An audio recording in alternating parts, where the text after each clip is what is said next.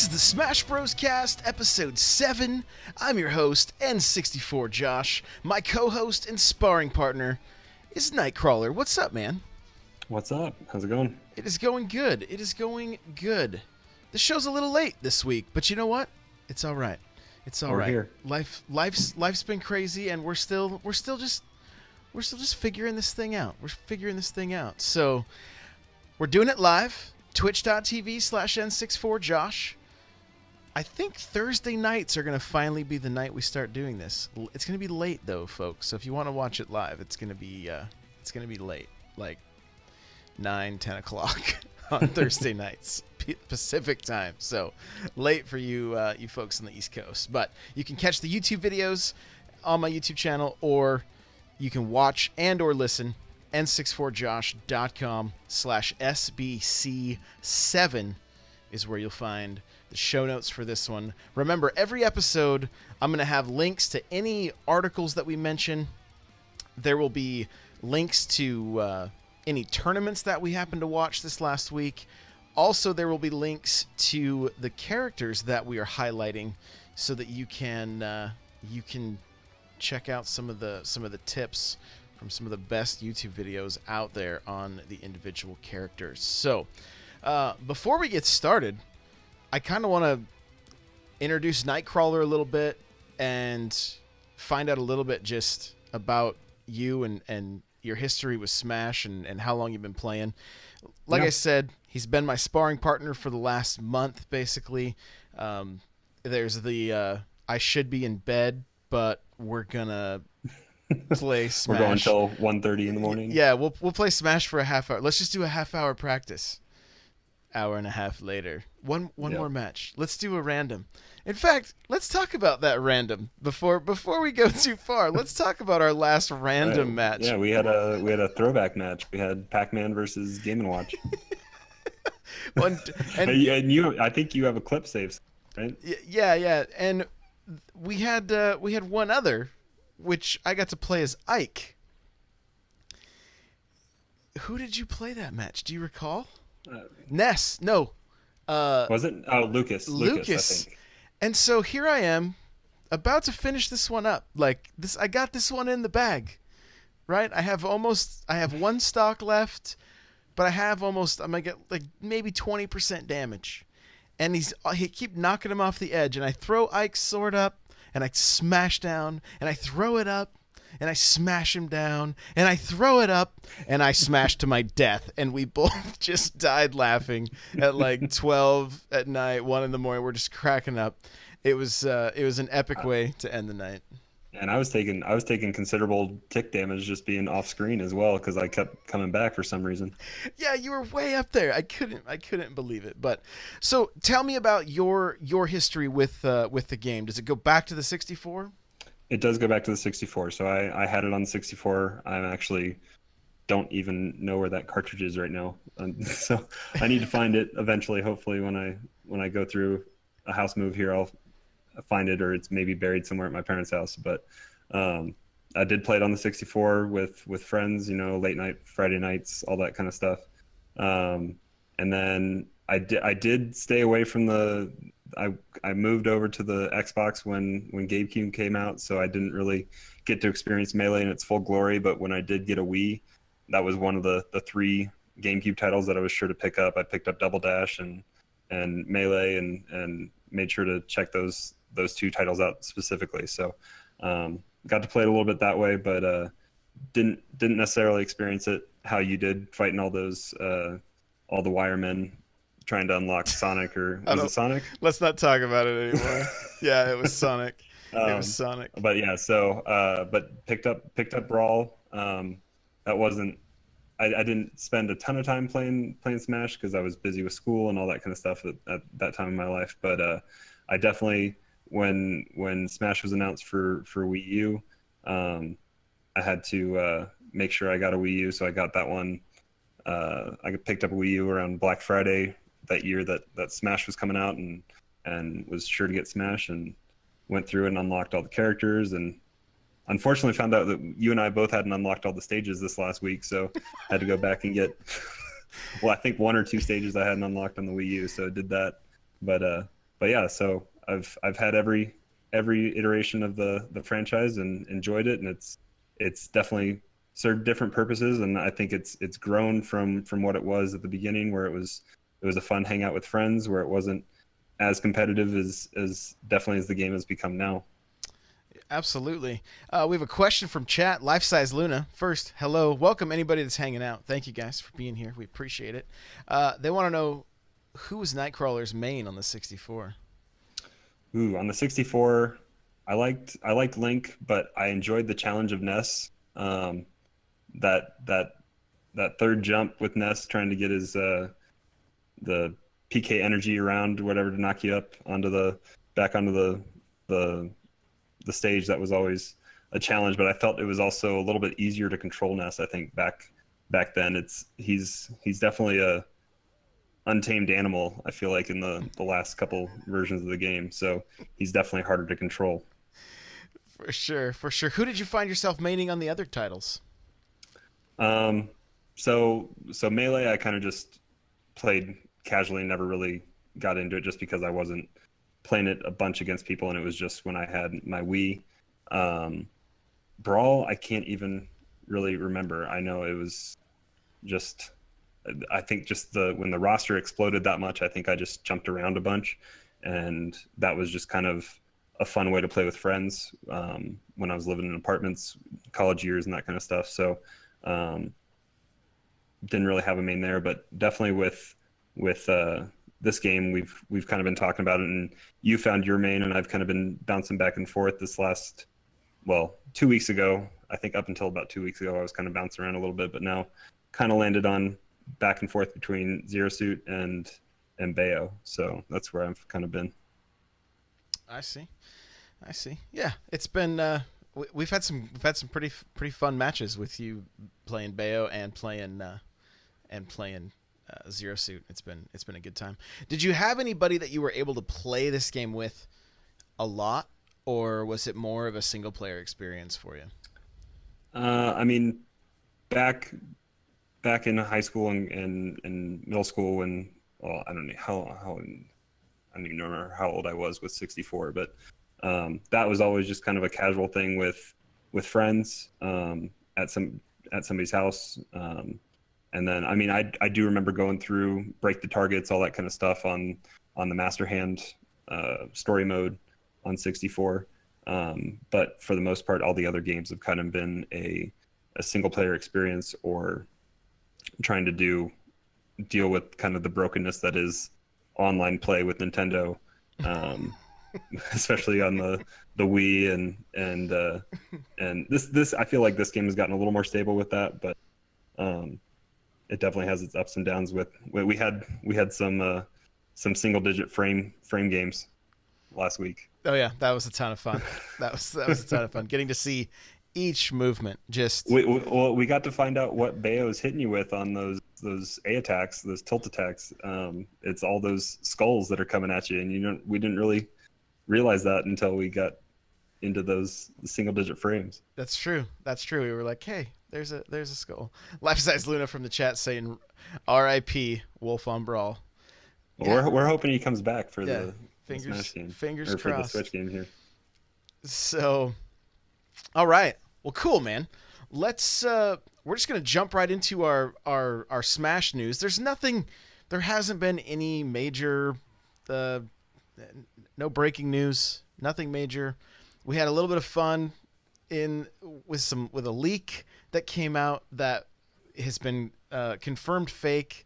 The creator of the leak has even posted how he made the leak, which was pretty cool. It was all done in Blender, and It looks good. It looks legit. yeah, he created the entire stage so that it looked like a Smash stage. Like, he did a really good job. Recreated one of the levels from ARMS. And so I do have a link to the video of the making of the video in the show notes. You guys can check it out. The characters that he included was Springman, Decidueye, which I'm not sure if I'm saying that right. It's a Pokemon character, and so I apologize. I'm like you. I haven't really played much since Yellow, so Yeah, that's all I've played pretty much. So Mario with Cappy, and then Ice Climbers. And So there's actual video. You can see Springman kind of bouncing and then there's a bunch of screenshots. And I mean, the internet ripped this thing apart, right? Like people are breaking it all down. If you type in Smash 5 leak, the first video that shows up is a video just like, hey, this wouldn't be here, this shouldn't be here, that kind of stuff, So it's letting you know that yeah, this is not real. And sure enough, it was fake. And it it really seemed like the guy had some fun with it though. So like I don't get that upset about it. It gives anything that kind of gets people talking and gets them excited. Cool. Had it been real, that I mean, great. We would have seen Springman, that kind of stuff. That's all kind of And what we're hoping for. sometimes even those ideas solidify with the creators that they're on the right path, creating characters, and maybe even gives them ideas for stages for DLC or anything else like that. Yeah, I mean, if you think about it, early on when Smash was announced, like within a couple days, there was somebody that had made a video for or showcasing uh, Labo Man in Smash, right? And Yeah. he's taking the Joy-Con off his back. He's this little cardboard cutout that's taking the Joy-Con off his back. He's throwing it. I mean, it looked like a Smash moveset. I thought it was going to be. I was like, wow, this is cool, So a few years, like I think early on when the Switch came out, there was Smash leaks that ended up being fake for that somebody said, that somebody made. And some people get real upset about these things. Other people don't seem to mind quite as much. But I will say it was cool to see Mario with Cappy. We're all kind of hoping. I'm kind of hoping we see that. I because that kind of thing could really refresh the moveset, that kind of just freshen it up a little bit and change it up. And so that would be cool. And to see Ice Climbers come back, I think is a lot of people want to see that. And then the Pokemon, I'm neither here nor there on. But then of course I can't imagine we wouldn't see some ARMS characters over in the Smash. Like it's just such a great fit. I don't know what they look like in Smash. What does that look like with having a really long reach? I don't know. Yeah, I think almost some of those long reaches would have to be confined to a final smash or something like that. Well, I wonder too if it would almost be like a projectile. You know. That's true. Yeah, because I mean, yeah, haven't thought about that, but yeah, Even though it's still connected to their body, it's basically them throwing a it projectile. is still, yeah. It's like Samus throwing out her her charge up shot, or Mario with his fireballs. Right. So I think the potential's there. But so speaking of potential characters, we have another question from the chat here. It says, which character does Luna calls you Nightmares, which is great. Nightcrawler. Who do you hope to see in the new Smash aside from Waluigi? Well, and that's interesting because we're getting ready to talk about this big article that we just found and we were discussing beforehand. And I think you and I both went through that, and we didn't see them mention Waluigi in that article. We haven't gotten all the way through it yet, but where Waluigi would have been mentioned, we didn't see him listed in that potential character lineup. But Josh and I were discussing earlier about how we'd like to see maybe Paper Mario as an iteration on the Mario character. How Link has two different versions with Toon Link and regular Link. So Paper Mario's one. There was also just talk of going through all of the different just Nintendo universes, and one of the other ones that jumped out to me was some of the characters in the Donkey Kong universe, and how Dixie Kong was potentially rumored. I don't think it was Melee. I think it might have been Brawl, that she was rumored to have maybe been created in there and not utilized. But seeing Dixie Kong put in, or even now with how popular Funky Kong is becoming with Tropical Freeze coming out, I think we might either see a trophy or maybe even a playable character with Funky Kong. Yeah, and I think you were the one that told me, was Dixie and Diddy originally going to play like Ice Climbers? Was that kind of the idea with those two? I think in that article we have linked in the show notes, I think I'd read that was the original plan for Dixie, was to be partnered with Diddy Kong. Okay. But then Diddy Kong, I think, became more powerful than they were imagining. Right. So this article is from Nintendo Kisoyu, and I'm not sure if I said that right, .com. I do have a link to the article in the notes, so you can check it out. And basically, he just goes one by one through the Nintendo universe and just goes over potential characters to join the roster. This is not a short article. This is like, I'm guessing We're still not through it, and we've been prepping for this for a while now. Yeah, it's not a short article. Probably 3,000 to 4,000 words, I'm guessing. Like it's a novel, but it's really well written and has good arguments for why some of these characters should be there. And some of the characters on the list I thought were very interesting. Simon Belmont being one of them from Castlevania. What'd you think when you saw that character? Well, I mean, I think any properties that can bring back nostalgia for games that you've played on Nintendo, and now it seems like even games that you maybe didn't think were Nintendo with Crash and other, and I mean even Sonic made it onto Smash. I mean, so that's not the first thing you think of. You think Genesis when you think Sonic. You don't think Nintendo. So, but anything that can bring back nostalgia, playing Castlevania on the NES or I mean, just any of those characters just can, they deserve a spot, I feel like, on the roster. And I feel like the Smash roster might be, I think you had talked about earlier in one of your earlier episodes, it has the potential to be in the hundreds. I mean, I think we could definitely see a triple digit roster eventually. Oh yeah, there's so many characters they could choose from, and depending on how many clones they do and that kind of stuff. But I mean, a character like Simon Belmont, I wonder if it would be cool to see him either like only do like the 16-bit and 8-bit models that were from. Yeah. Well, and there's so many weapons too with the whip, and then just all the different weapons that you acquire through playing Castlevania. I think you can have just such an interesting moveset there. Yeah, for sure.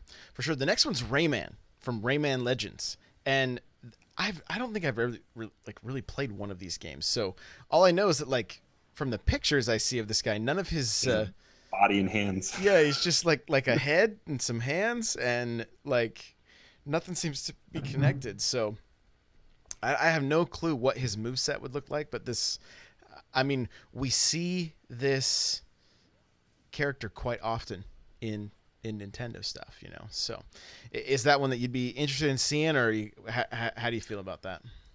I mean, I feel like if they can make the moveset, I like you, I haven't with Rayman, but if they can make the movesets interesting, they made Pac-Man interesting. So and Game & Watch has plenty of stuff that pops out and he's able to use, so you never know. Just throwing fish and everything else out of his frying pan. And squirting you with poison or right. whatever that is in the yeah. the gas pump, whatever he's got. Yeah. Exactly. So the other characters that we saw, one of them was Ryu Hayabusa from the Ninja Gaiden series. Now, obviously, I mean, this goes all the way back to the NES days, right? And then what's interesting is in the article he references Ninja Gaiden 3, Razor's Edge, that was on the Wii U. Kind of a garbage game, unfortunately. That series has gone downhill, but it really is a bummer because it was so great for the first and second one. But I'd love to see this guy in Smash. Yeah, and again, a lot of weapons as well to just the different options you have when you're actually playing Ninja Gaiden. I mean, there's so many different. You have the shurikens, you have your sword, you have nunchucks. I think, don't you get to use nunchucks in the game? Yeah, in the games, like the just the Ninja Gaiden games, yes. Yeah, but then he's also in Dead or Alive, so he's already a fighting character, and so he's got different moves where he's jumping in the air, spinning, and then slamming people down. Like, so they could steal a lot from his moveset, kind of like they did with Ryu from Street Fighter. So is that Team Ninja that owns that outright? It's I believe it's oh, is it Koei Temco or how, I don't remember how to say the name exactly, but it's the teams that I believe do um, the Warrior series, like Hyrule Warriors. Koei Oh, okay. Temco, I think that's who owns the rights. I'm not sure what happened with Team Ninja, if they're still a thing or anything after they lost the main guy back after Ninja Gaiden 2. So um, I can't remember his name. He was like the rock star developer, though. He always had his leather jacket and sunglasses and stuff. Well, So I mean, and I think you and I have talked about this before, but I think anyone that owns any franchise out there is I mean, look at Phil Spencer saying that Banjo could be on the table for Nintendo. I mean, everyone wants to bring their franchise to the Switch right now. If they can get that character in Nintendo's big flagship game this year, then that's just good marketing for them as well. yeah, for sure, for sure. So here's a character that I would absolutely love to see, and it's Shovel Knight. I feel like Shovel Knight has just, which, by the way, I think those guys surpassed 2 million. I saw those numbers. Yeah, they have, and it's just been in a lot of part thanks to the Switch and the DS, I think. Crazy, crazy. So, I mean, I already have a Shovel Knight amiibo. There's more Shovel Knight amiibo coming out. There's multiple knights that they could pull from. Like, I really feel with Nintendo saying they want to offer games as a service that they could support Smash for multiple years with Hmm. new stages and characters. And if the price is right, like I feel like they really could knock it out of the park with the Yeah, roster and the hopefully stages. DLC isn't as expensive as it was on the Wii U. Yeah, it was Um, a little it was a rough. little pricey. Yeah. Yeah. So the last one that I have on the list that I took from the article, again, the article is massive. So if you want to check it out, there will be a link in the show notes. Uh, Chibi Robo. And the picture they grabbed is him swinging in like an extension cord above his head. And I really don't know a whole lot about this character. I have his amiibo in my collection. Other than that, I don't really know. I know the world he like lives in or whatever kind of looks like it reminds me of like something you'd see in like Honey I Shrunk the Kids, where it's just like you're seeing the world at a much smaller perspective. And so Yeah, I don't know a ton about this game, so yeah. y- But I have looked at the pictures of him enough just to see that his main source of his weapon is his extension cable. yeah. Yeah. So who knows? I mean, the potential is there. The potential is there. So the article also touches on the fact that it's fairly likely that this game uh, initially was going to be a Wii U port, and then uh, basically switched over to becoming a brand new Switch title. And So their reasoning behind it seems pretty like justified as well. They kind of go through timetables of DLC coming out and Sakurai taking time off and the announcements and kind of just piecing everything together to make a pretty strong argument that it could be a whole lot more. And I think going back to what a lot of people have talked about, and it most likely is I think going to be a lot of Wii U assets, but an entirely new game. yeah, I don't think we would see. I don't even think from that video where it shows Inklings, it shows Breath of the Wild Link. Right. It just showed Mario. We don't know if he had Cappy on or not. I don't think we could see the eyes and the silhouette or anything like that. But I think just from that alone shows that to me that's kind of the proof that this is not just a port from the Wii U. But we know that a Wii U game can and will run really well. So having those assets available to them to uh, I mean, look what they've done with Splatoon. Uh, Splatoon really breaks down. I mean, if you break it down, it's a 1.5, but Yeah. they've added enough stuff to it. They've continued to support it, and that game now feels like a full fledged sequel. And so, I think, man, I'm excited. I'm really excited. I'm really hoping that it's going to be September, and I, I I'm thinking it's going to be has to be something alongside the online service. It's going to be how they sell that as well. I So am hopefully it'll be sooner rather than later. And I'm thinking as well, coming up here, we're we're 10 days out from or less to May, and I think we're definitely going to hear something in May about this tournament coming up in at E3. So Yeah, we should at least hopefully, start to see a hopefully see a roster of who's invited, that kind of stuff. Maybe get a little news about the game. I don't know. They may be playing it just close to the chest right now. We don't know, but it'd be nice to get a little bit of news. Just throw us a little bit of a bone. Give us something to talk about.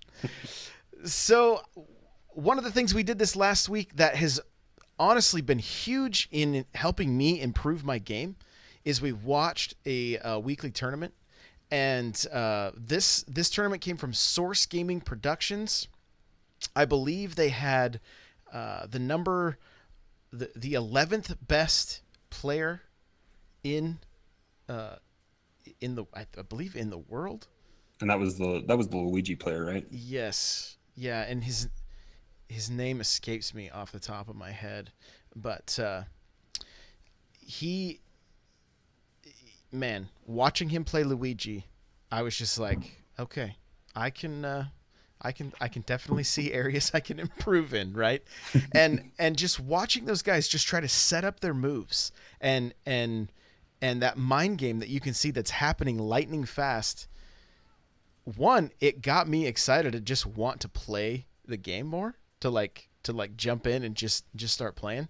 But two, as I've been playing, and we'll get into this more in the weekly practice segment, but it really kind of just helped me feel like I was able to slow down and It helped that the game actually slowed down a little bit too.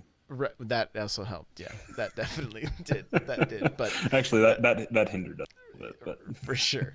So, but it just watching the high level play. I've been trying to tune into more streams and things like that just to see these high level players and what they do and how I can learn from it. And it's yeah, been I very helpful. remember you shot me a clip on Discord of the Zero Suit Samus player that went completely under the stage Right. using her moveset to get all the way there, and then used the grapple as well. It was that I think we should probably include that clip somewhere. I think we can probably go back and find that clip, Yeah. but that was absolutely bonkers to see that happen. Yeah, it was. It was crazy. It was really cool. And I do have a link to the entire tournament. It's a 10-hour it's a 10-hour tournament. But if you want to catch like the last Fast hour and forward a a little bit. half, you'll see the finals there, and it's really good stuff. It's pretty awesome. So,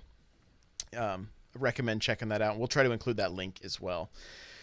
So, speaking of Zero Suit Samus, that is our character spotlight this week, and Nightcrawler here has been playing her as well as Bayonetta, but we're gonna just kind of just go through the list here on some of her pros and cons and that kind of stuff. I just have a bunch of bullet points.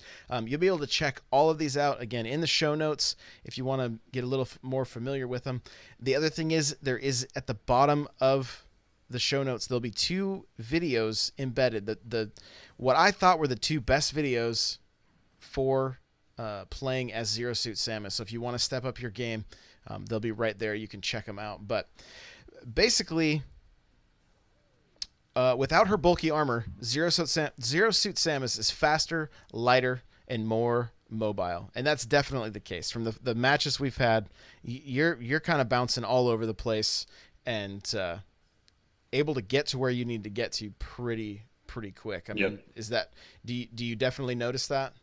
Yeah, especially her. I feel like her dash attack is a good way to close the gap on whatever character you're trying to get there. So she just it's kind of almost Captain Falcon-esque, where she throws kind of a knee and dashes forward quite a bit.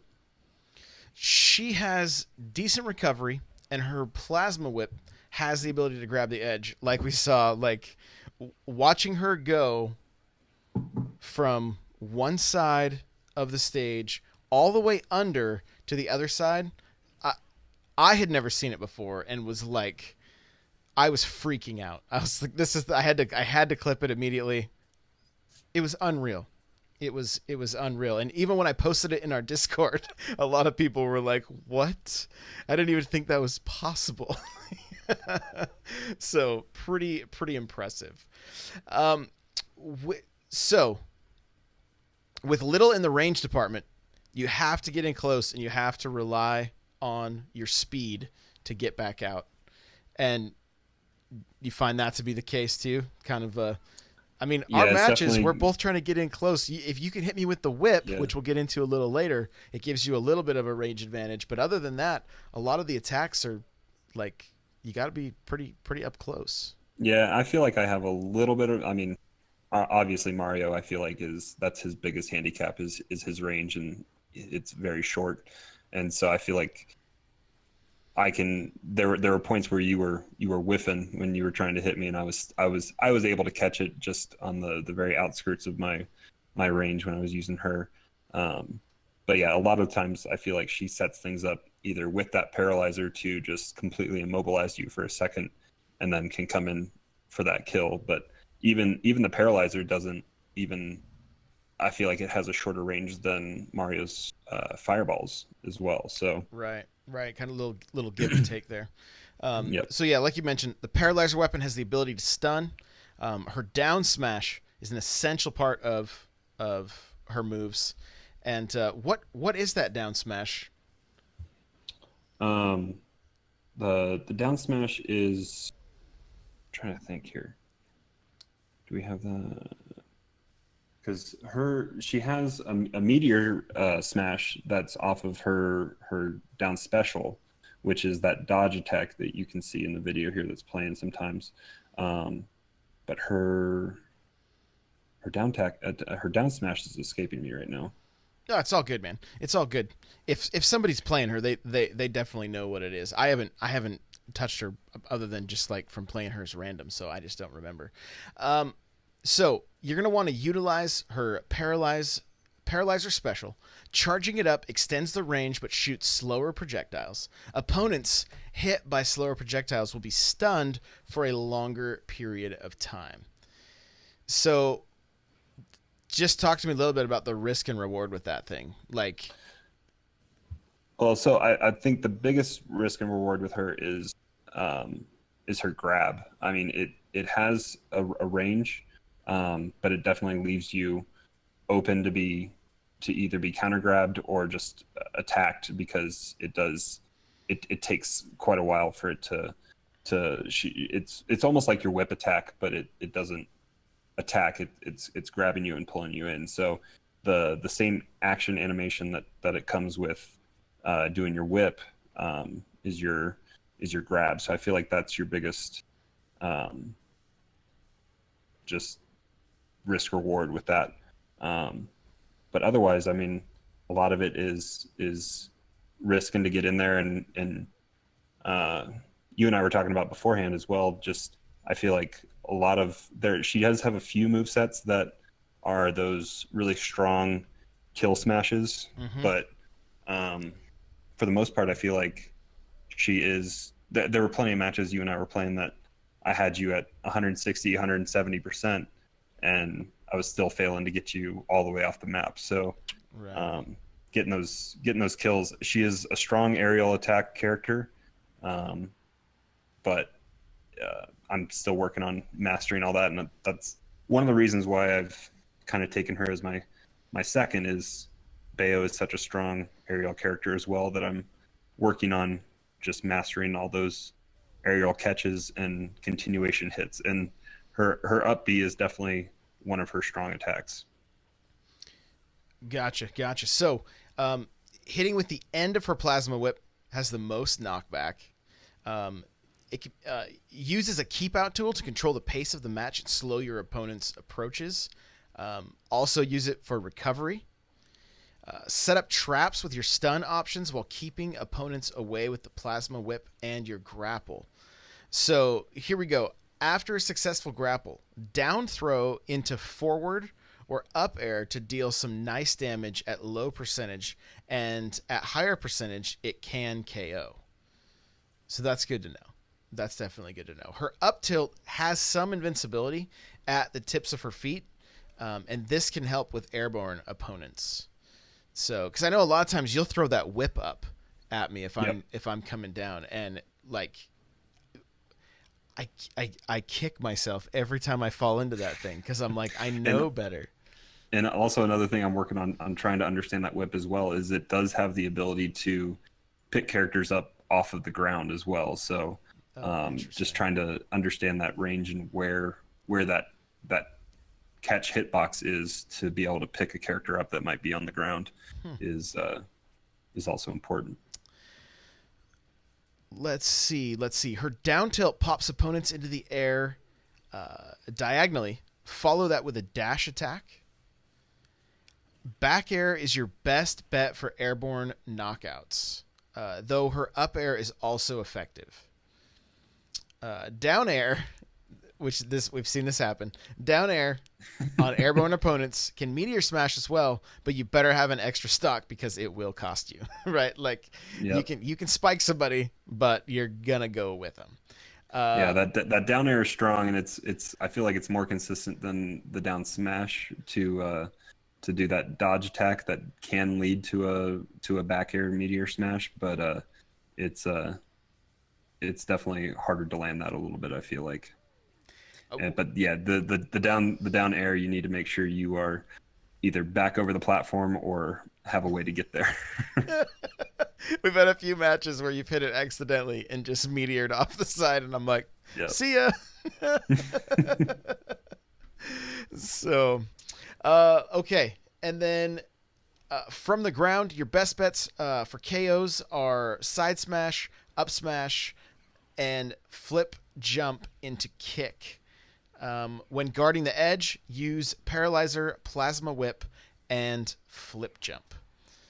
So, so there you go. There's kind of your character breakdown of Samus. Just a few tips.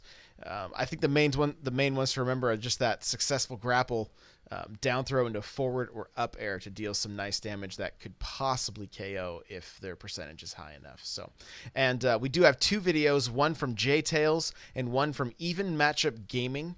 And those will be embedded in the show notes so you can watch them right there. Just head on over to n64josh.com/sbc7.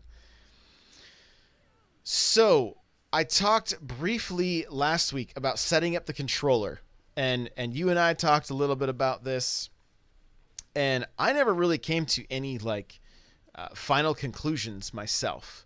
I'm still kind of up in the air on this thing. I I can see, again, I can see my weaknesses with the Hmm. controller. One of the things when I'm playing with the GameCube controller and I'm doing Shield, I'm still trying to get down not squeezing that analog trigger all the way to where it clicks because you don't need to, right? Yep. It you don't have to do that, and so that's one of the things I've been working on a lot as far as the controller goes. I haven't pulled the trigger, for lack of a better term, on switching over to like jumping with triggers or anything like that. And I didn't hear from many people about this, but did you make any major changes, or are you still kind of in the same boat? So I hadn't really thought about it much until you and I were talking about it, and I had changed to be similar to the DS, with grab and shield kind of being shield being on my right hand side on the shoulder button, and grab being on my left hand side, and that was different from the just the default setup on the GameCube controller. And I after you talked about putting grab on the face buttons, I realized that I think, what is it? Not, I don't think it's Y, because I think Y is above A. So I think I put it on X, as being my grab. Um, and I still find myself sometimes hitting the left bumper, so I might revert and change that back to both left bumper and X being grab. Mainly because I just use Y as my jump. I turn off flick jump. I don't use flick jump. So those are my two changes, I guess, to the controller right now as it stands is tilt jump off or flick jump off and grab as I guess it still is ZR and then also X. Okay. Yeah, I mean, if you guys really want to, like, the rabbit hole is deep. Get on Smashboards, just type in controller, controller setups, and my word, it is like it is pretty crazy how people like it, because I think it can even boil down to the character that you play as. If your character is a certain, maybe they have X amount of frames when they do this movement versus this movement, and you can maybe avoid those, save a couple frames by having it set to tap jump versus just a button. Some people prefer it that way because they gain a few frames. I'm not there yet as far as, I'm just not. I'm not there yet. So I'm not as concerned about it as I was, but I still would like to just continue on this subject. So if you're watching this video on YouTube, let me know in the comments, how do you have your controller set up? Why do you like it that way? If you're listening to this and you want to just get into our Discord, let me know in the Smash server that you were listening to the podcast and here's how you have your controller set up. And if you're just on the show notes, there's a place for comments there as well. You can also leave a message on the post that goes on Facebook, hit me up on Twitter, whatever. There's a million places to hit me up. I'm just curious on how you guys like your controller, and we will read the responses on next week's episode. So, for Smash practice, we talked about this, but watching tournaments, watching high-level play, watching streamers there's a lot of pro streamers that stream. Okay, one of the things that I really feel like I'm doing is being more intentional with my moves and less button mashing is taking place. You've been playing me. Does it seem like there's a little more intention behind the moves versus just... I felt like when we first started, I was jumping and dashing all over the place and landing very, not connecting very often. Yeah, I feel still like I'm still jumping and dashing a little bit, but I feel like I also am doing it to set something up. So I feel like there are ways to expand upon that. But yeah, I feel like both you and I have gotten to the point where we are trying to start playing games with each other a little bit. And you and I, we practice enough that I think we know each other's tendencies. So if we get on stream and we're fighting with somebody else, then it's usually a little bit different, and I can read what you're planning on doing a whole lot more than other people. But yeah, I mean, we talked a little bit about how last week you had wanted to start using flood a little bit more, and I called you out a little bit on Wednesday, having not been following through with that a little bit. So and then how many times did I die when I started using flood more? I was able to sneak a few wins in there when you would start charging flood when you were falling back down to the platform and didn't realize that you lost your jump that way. Right. Yeah. So that worked out great for me. But I mean, there were a few times that I was able to push you back.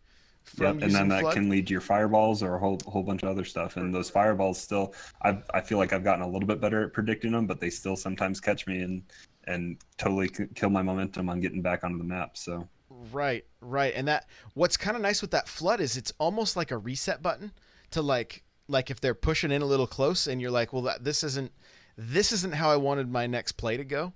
Pushing them back and then getting yourself in position, or getting myself in a position to be able to, okay, maybe I'm going to, go in for the grab now or something like that. Like it really helps just kind of reset things. So it is something I still want to get in more, but I'm just not. It's just not there yet. It'll get there. It's kind of like a safety net for you. If you keep it charged up, you can have it just ready to push me back if something's not going how you wanted it to go. Exactly.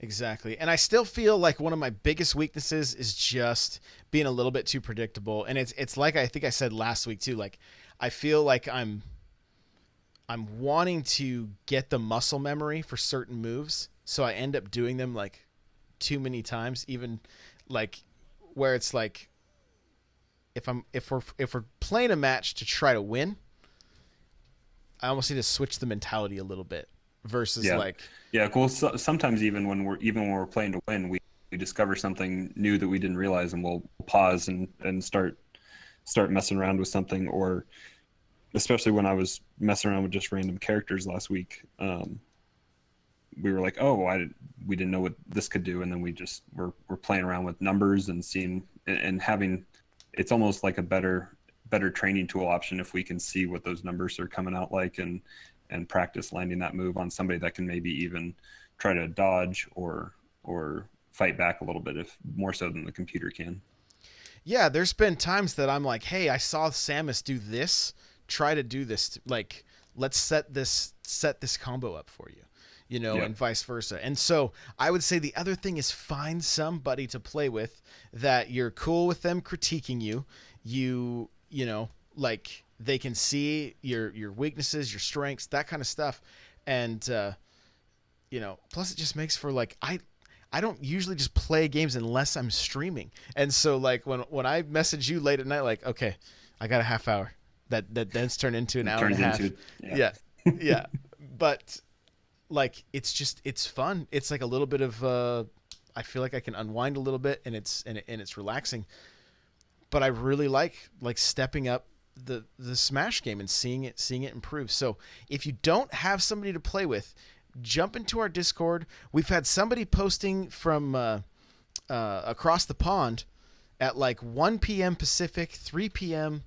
They go by the name of P2, I believe, I think and they want to get on DS, right? they're I playing think. on DS. So jump into the Discord if you're only playing on DS and you're you know able to play around that time.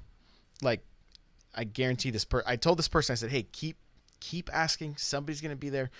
There's a handful of us that are getting pretty excited about this game, getting the bugs. Some people bought 3DSs just to be able to play this game and stuff. And so it's not as convenient as playing on the Wii U and being able to jump into the streams that I've done and that kind of stuff. But overall, there's all kinds of different levels.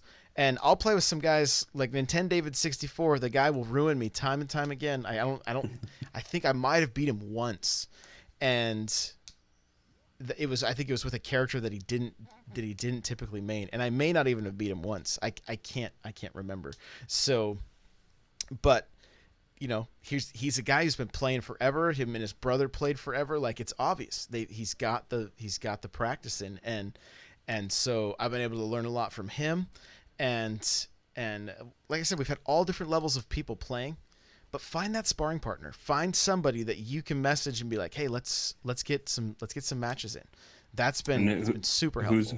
Who's our resident Wii U fit trainer or Wii Fit trainer main? Silver. Yeah. I can't remember his full Twitch name, but he goes by Silver. And yeah, just Wii Fit trainer, just wrecking with Wii Fit trainer. And so it's And he's set up tournaments, I think, in college. He's got plenty of just competitive background there a little bit. So Shell Shock was lurking. Silverstone, there it is. Silverstone 14. Go. That's his Twitch. So cool guy. And what's up, Shell Shock? Thanks for hanging out, bud. You got to do it now. Yeah. Oh, Shell Shocked. Shell Shock's got some matches with us too. He's a duck hunt main, and yeah, don't mess with that guy either. So it's a ton of fun. Find somebody to spar with. It's super important. And again, if you have tips for us, please write us. You can shoot me an email, info@n64josh.com. Hit me up on Twitter. My DMs are open. Like, the whole point of this show is to be able to, for us to improve as Smash players and to help you guys improve as well. And so I want to be able to give you guys the best information out there. So if you have things that they're like, hey, this is the way I practiced for, I trained like Rocky, like let me know. I want to know what that is. Did you have Eye of the Tiger playing in the background? Like whatever it is that gets you hyped and gets you, but a good practice routine is important. Like that might be something that we try to put together. Like, what does a good practice routine look like?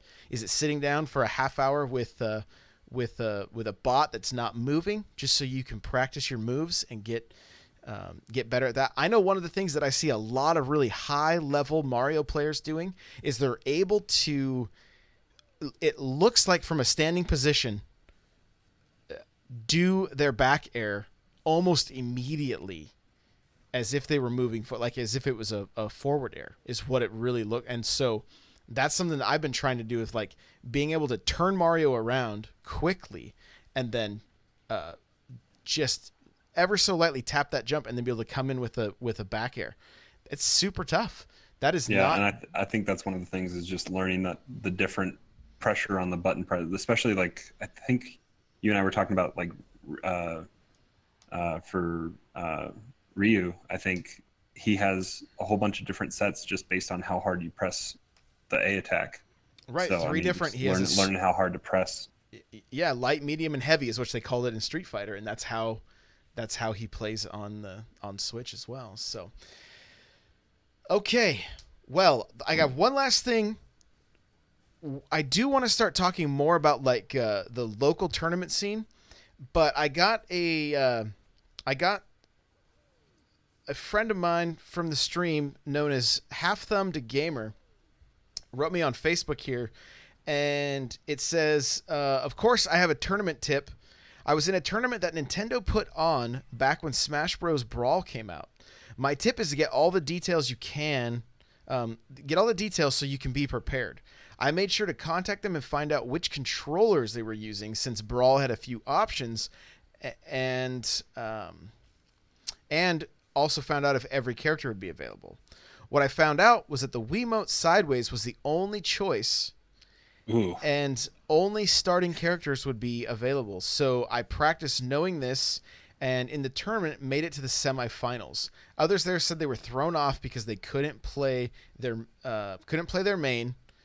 They normally play and they normally play with a GameCube controller. So there you go. If you're getting into the local scene, find out if they have any kind of weird rules, anything like that. I'm sure most of the time now it's gonna be a GameCube controller, Pro controller, or that kind of stuff. Pro controller, yeah. But you never know if they're like, no, everyone has to play with Wii Remote Sideways. Like, yikes, you better get used to that quick.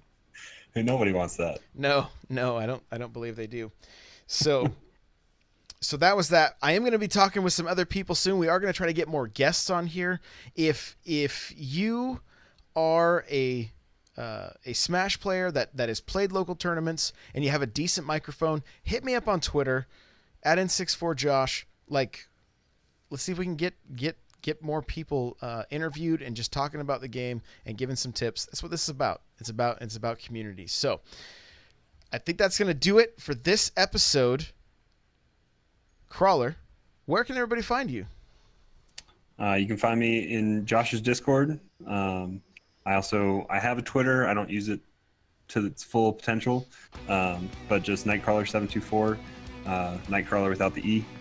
And yeah, you can find me there. Awesome. And like he mentioned, Discord, n64josh.com/Discord. Jump in there. Get some matches with us. If you play more than Smash, you play Mario Kart, Splatoon, that kind of stuff, Rocket League. We got a lot of people playing games, so it's a good time. It's a good time. The music you're hearing right now is the Metal Melee theme. You can check out the full video at n64josh.com/Metal Melee. That is a direct link right to the YouTube video, so go check it out. If you want to get yourself a free book from Audible, go to audibletrial.com/SBC. Also, the gaming chair that I'm sitting in is from OP Seat. Go to opseat.com. Check out their chairs. Use coupon code N64Josh to save $10. I've mentioned it a few times, but the show notes for this episode, n64josh.com/SBC7. And if you guys want to follow me on social media, my Twitter, Twitch, Facebook, Instagram, YouTube, Patreon, Snapchat, and Vero, it's all N64Josh. That's where you will find all of my content.